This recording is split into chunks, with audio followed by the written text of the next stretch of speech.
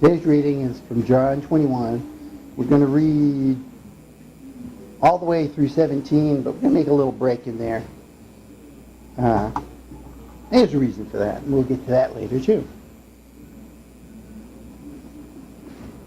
I'm reading from the New King James.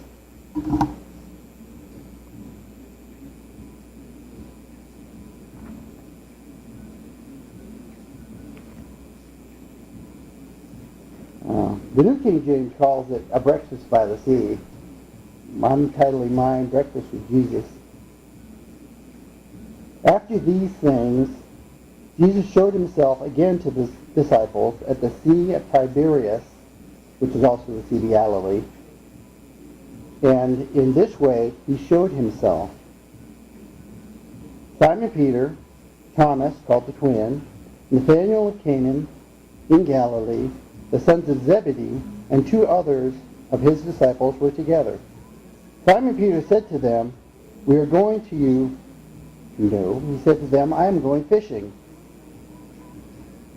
They said to him, "We are going with you." They went out and immediately got into the boat, and that night they caught nothing. But when the morning had come, Jesus stood on the shore. Yet the disciples did not know that it was Jesus. Then Jesus said to them, "Children, have you any food?" They answered him, "No." And he said to them, "Cast the net on the right side of the boat, and you will find some." So they cast, and now they were not able to draw it because of the multitude of fish. Therefore the disciple whom Jesus loved said to Peter, "It is the Lord." Now when Simon Peter heard that it was the Lord, he put on his outer garment, for he had removed it, and plunged into the sea. But the other disciples came in a little boat, for they were not far from land, but about 200 cubits, dragging the net with fish. Then as soon as they had come to land, they saw a fire of coals there, and fish laid on it, and bread. And Jesus said to them, "Bring some of the fish which you have just caught." Simon Peter went up and dragged the net to land, full of large fish, 153. And although there were so many, the net was not broken. Jesus said to them, "Come and eat breakfast." Yet none of the disciples dared ask him, "Who are you?" knowing it was the Lord. Jesus then came, took the bread, and gave it to them, and likewise the fish. This is now the third time Jesus showed himself to his disciples after he had risen from the dead.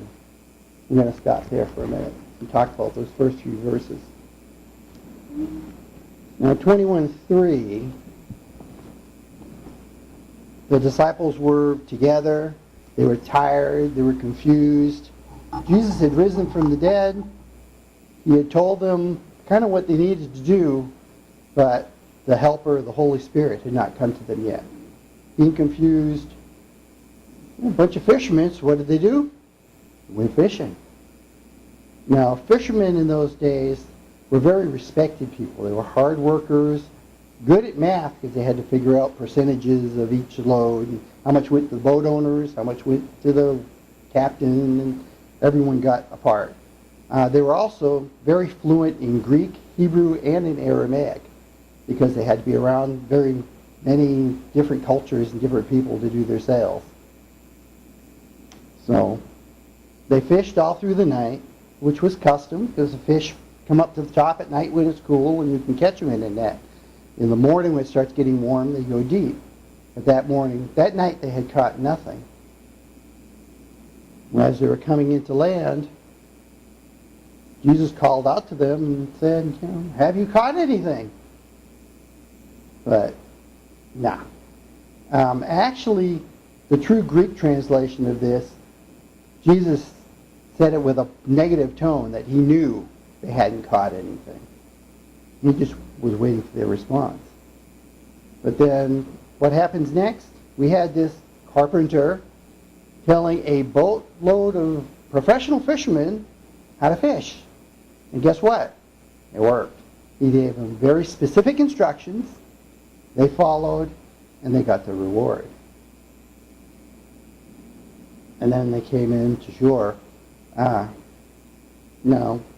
John, through the Spirit, knew it was Jesus, simply because of the catch. He knew there was no one else that could give them this message, tell them what to do, and if they followed it, it would definitely work. John, through the Spirit, knew it was Jesus. Peter, hearing it was Jesus, threw on a cloak, jumped into the water. That seems kind of strange. Now,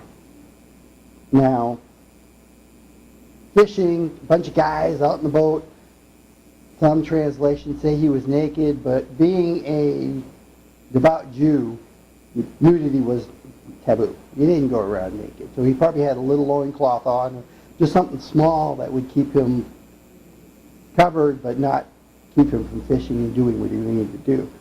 But he was coming into the presence of the Lord. He was coming to be with Jesus, and he knew he needed to cover himself more. He couldn't go just open, and he kind of had to reserve himself a little bit, show proper respect. And actually, if you read through the Gospels, whenever they went fishing, if Jesus wasn't with them, or if Jesus didn't give them good instruction, they never caught anything. It was only with Jesus' help that they did. But while I was studying this, something really struck me. Once they got to shore, the fire was burning. It was two coals, which means it had to have been burning a while. It was stoked, it was ready, and things were cooking. Jesus had everything ready for them. But even though he had fish already cooking, he asked them to bring some of their catch to him. In fact, in line 10, he says, "Bring me some of the fish." And why? Because Jesus always wants us to bring something to the table. He's not going to just give to us. He wants us to bring something in. He wants us to do some of the work, which I think we should, because we are supposed to be serving him, not him serving us.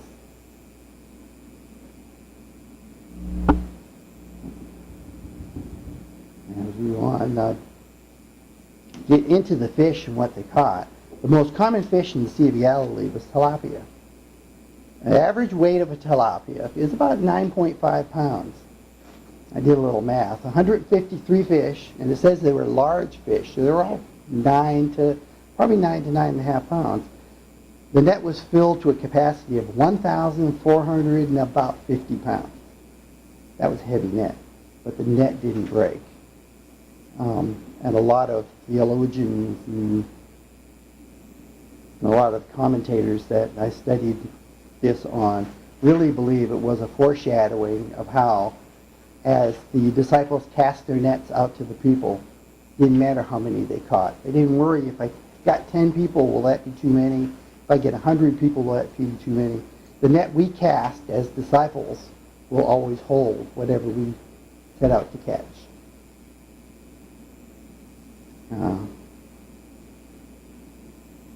And when they got the fish to shore, now the custom was you count them right away. You get them separated, you separate the ones you can't eat from the ones you can, and get them to market before they're dry. But Jesus told them, come have breakfast. And they left him there and went. So I think the message there is simply, when Jesus calls, you got to answer. And that in itself would make a good sermon. We could kind of stop right there. But then there was Peter. So we're going to continue reading.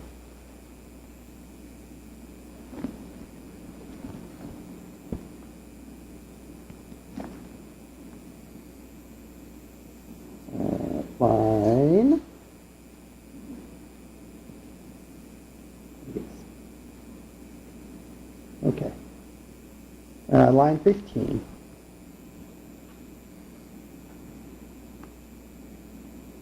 So when they had eaten breakfast, Jesus said to Simon Peter, "Simon, son of Jonah, do you love me more than these?" And he said to him, "Yes, Lord, I know that I love you." He said to him, "Feed my lambs." He said to him a second time, "Simon, son of Jonah, do you love me?" He said to him, "You know that I love you. Tend my sheep." Then he said to him a third time, "Simon of Jonah, do you love me?" Peter was grieved because he said to him a third time, "Do you love me?" And he said to him, "Lord, you know all things. You know that I love you." And Jesus said to him, "Feed my sheep." Now, there's a lot of controversy as to why Jesus said it 3 times and why he went to him 3 times. One thought is Peter was the one who betrayed Jesus 3 times. Well, 3 times Jesus called him back. And it was almost as if he had lost his stature with Jesus, because very early in the Gospels, very early in all of the Gospels, Jesus does not call him Simon. And actually calling him Simon, son of Jonah, or John as some translations say, is extremely formal. That's how you would introduce a dignitary at a party or someone you barely know. It's a very formal, outright title, rather than Peter, which was the name he had given him as his disciple. So it's almost as if he needed Peter to gain back his discipleship, his stature. And even though Peter was zealous for Jesus, I mean, when Jesus was walking on the water, it was Peter that came out and walked to him. It was Peter that jumped in when they saw him from the shore and swam in. When Jesus said to bring the fish in, he ran up, grabbed the net, and dragged it to shore. But Jesus needed a little more. But he also gave him a little more to do.